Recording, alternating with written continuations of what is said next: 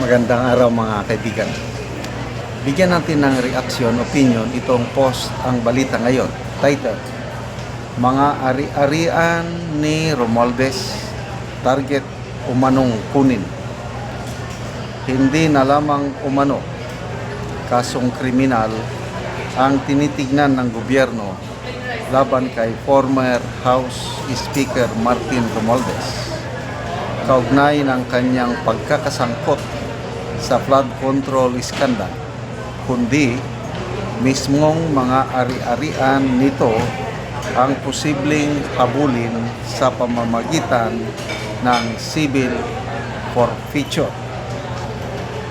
Ito ang ibinunyag ni John Vic Remulla, kalihim ng Department of Interior and Local Government sa isang panayam sa ANC. Ayon sa kanya, determinado umano ang Office of the Ombudsman na ituloy ang ganitong hakbang kung hindi sapat ang basihan para sa direktang kasong kriminal. Ito ang statement ni John Vic. If we cannot get him criminally, then we will get his assets. Yan ang payag. Okay. So, hahabulin ng ombudsman. Kapatid niya yung ombudsman. So, ano ba ito? Laglagan na ba? Tuluyan na bang nilaglag ng magkapatid na Remulla si Speaker Martin Romualdez? Of course, ang Pangulo. Hindi naman gagalaw ang mga ito. Alter ego ng Pangulo itong John Vic. Hindi naman gagalaw yan kung walang basbas ang Pangulo. Tuluyan na bang nilaglag ni PBBM si Romualdez? Ano sa tingin niyo? Tutuhanan na ba ito? Ito personal opinion ko lang ito. Hindi ako naniniwala. Mahina yung civil forfeiture. The other day ata mayroon akong nabasang post na mayroon nang nagsampa ng civil forfeiture case laban kina Romualdez sa Regional Trial Court. Kailan? Nakakatawa. 1 billion peso lang ang isinampang kaso. Ano ba? 1 billion lang, ang daming bilyones for 3 years. Mula ng 2023, umabot na ng 1.2 trillion pesos ang naisingit nila sa budget insertion. Tapos 1 billion lang ang civil forfeiture case. So, ako, magandang pakinggan lang itong mga pahayag nila. Kaya lang, personal opinion ko ito, hindi ako naniniwala. Hindi pa rin ito, no? Naaano lang sila kasi galit na ang taong bayan. Ang iniisip nila palagi, ratings. Tingnan nyo ang Pangulo. Salita ng salita. Nagiging reporter na siya. Halos everyday nagre-report sa taong bayan. Pati pag-utang ng calamity loan sa SSS, ina-announce niya na nga. Trabaho ba ng presidente? Mag-announce ng ano? Kaya nga, sabi ni Ted Filon, unpresidential na yun. Baka darating ang araw kung wala nang may announce ang Pangulo, pati winning combination ng Lotto, siya na rin mag-announce. Bakit niya ginagawa yun? It's all about ratings. Ex-Senate President Franklin Drillo, ganun din ang kanyang pananaw. It's all about ratings. Natataranta, aburido na sila kasi napakababa ang ratings ng Marcos Jr. administration. Publicos Asia, Yeah. Last quarter survey. Ano na lang? Trust rating niya 15% na lang. Samantalang si VP Sara 31. O di, sobra kalahati. Kaya ito, again, magandang pakinggan itong mga ganitong statement na hahabulin Martin Romualdez kung hindi madala sa criminal case, civil forfeiture case.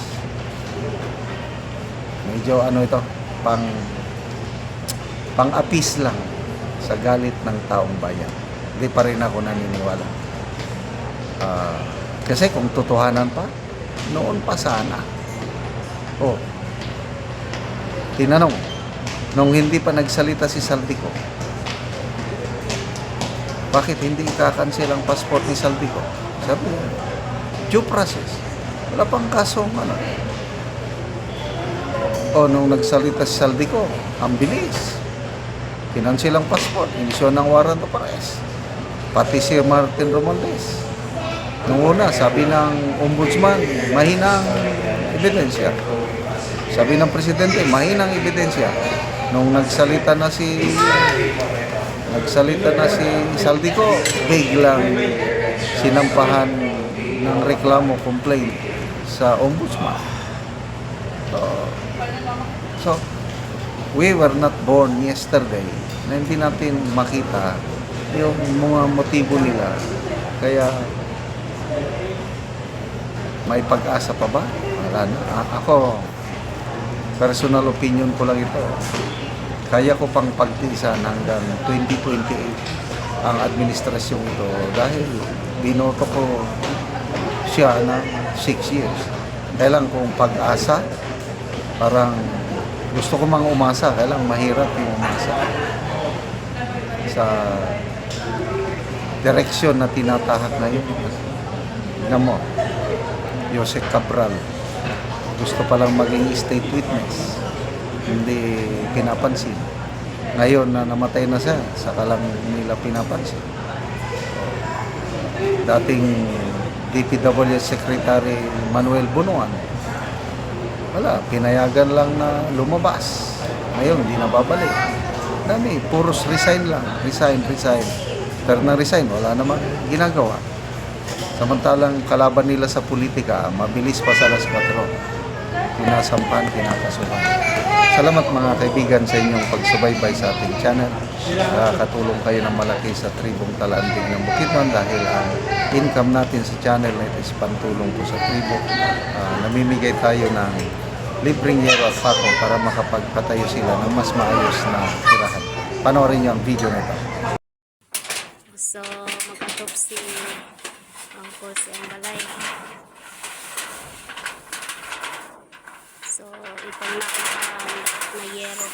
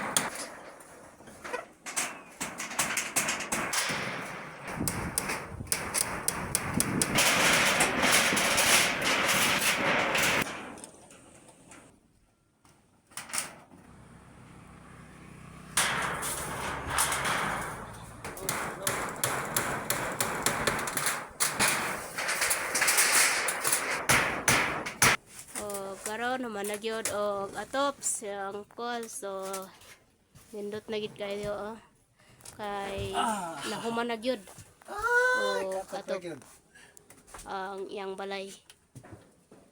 Salamat sa tao nga nag-sponsor nga gitahasan sa atong labaw makagahom ng Ginoo nga dili ko tuluan ang may karong paningkato. Oh, so maayo na gid imong atop call. So dili na gid katuluan. Daghang pang mga katuigan na imong mabutan para sa dangdum sa hinabang. Hinaot ko, sir, nga daghang pang may imong mahinabangan sa sambang kanako at sa Ginoo. O sige ko, salamat po.